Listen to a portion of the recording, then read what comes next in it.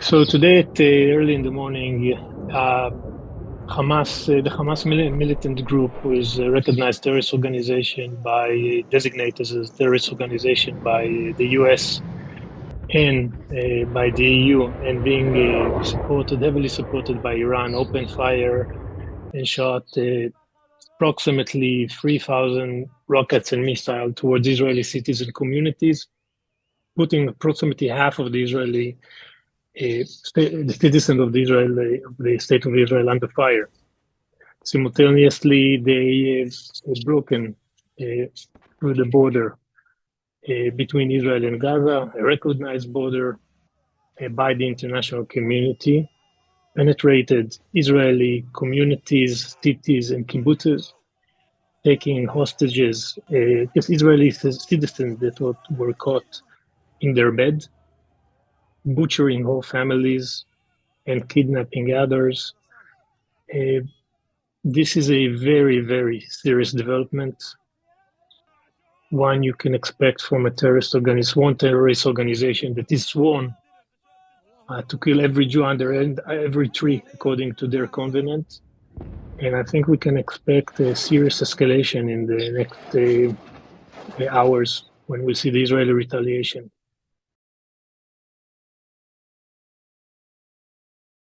I think that every time you are being caught by surprise, you should investigate how it's happened. We are now marking 50 years to the Yom Kippur War, which was a major intelligence failure.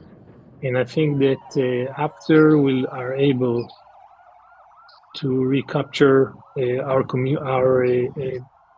release the Israeli citizen and to kill all the terrorists that invaded our territories, and then retaliate, we will sit and try to think very hard what happened here and what is the best way to prevent it from happening in the future.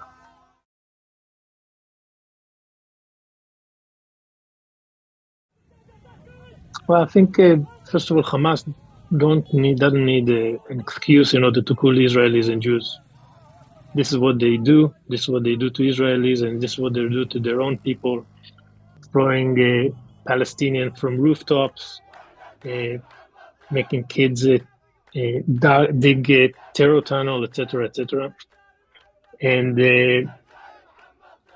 I believe that Hamas is just an Iranian proxy. The axis of evil in our region sees the hope that the people of the region are trying to create by signing peace agreements in order to cooperate, in order to find the common ground in the economy, in security, in energy, in water management, and they're doing everything they can in order to derail this peace process, and this is what we're seeing. And I think that the international community should be aware that Iran is behind, not just behind the scene, but in front of the scene, financing, providing training and guidance. In a way, I would equivalent it to Lashkar-e-Taiba, and who's behind Lashkar-e-Taiba.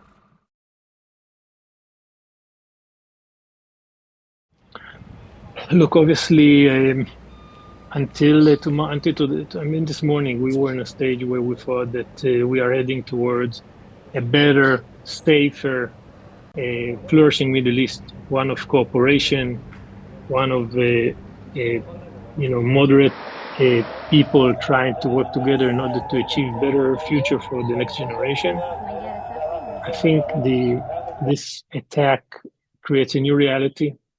I think we should all expect. I think the people of Israel expect their government to a very powerful and decisive retaliation that will put an end once and for all for these vicious attacks on Israeli civilians, on our values, on our way of life.